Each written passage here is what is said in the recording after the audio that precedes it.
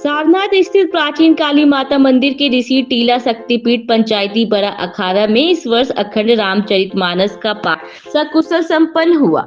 इस धार्मिक आयोजन में कई जिलों के महंतों ने भाग लिया और भगवान राम के चरित्र का बखान किया।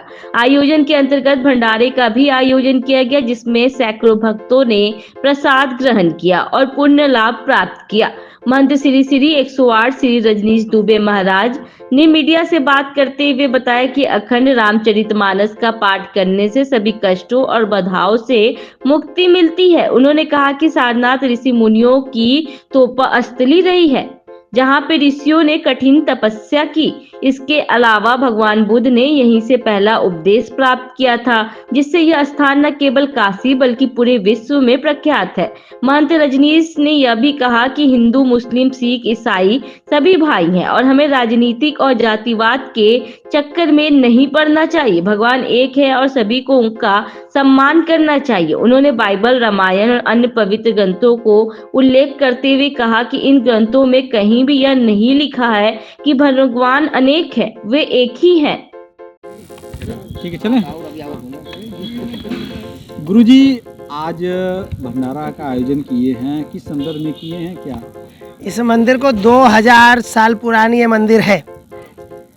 वाराणसी में ऋषि पतनम मार्ग है। सारनाथ में जैसे विशाखापट्टनम विमानों का अड्डा है, वैसे ही सारनाथ ऋषि पट्टनम बोलते हैं।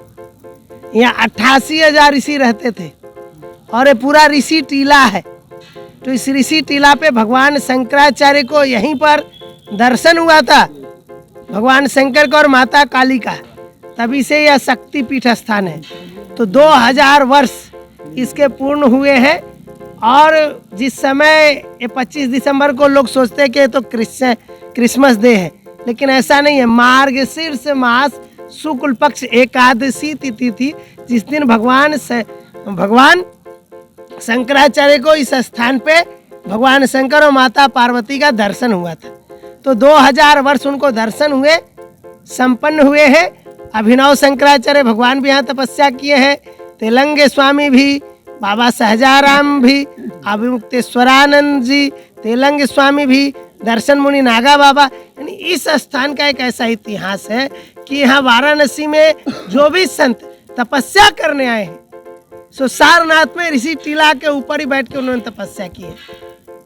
तो उसके उपलक्ष्य में हमारे गुरुजी ने बताया था कि वह तिथि 25 दिसंबर पड़ती है, तब से 25 दिसंबर भंडारा होता है। एक तरफ से ऋषियों की आप यहाँ तपोस्थली कर रहे हैं, दूसरी तरफ सारनाथ का भी मंदिर है, तो कितना डिफरेंस रहा इसमें? भगवान बुद्ध जब आए, उन्होंने ज्ञान का उपदेश दिया, लेकिन ज्ञान का उपदेश आप किसे दे सकते हो? मूर्ख को नहीं दे सकते हो। तो ज्ञान का उपदेश देने के लिए आपको ज्ञानी चाहिए। तो महात्मा बुद्ध के उस ज्ञान को धारण कौन कर सकते थे? उस समय के महाज्ञानी।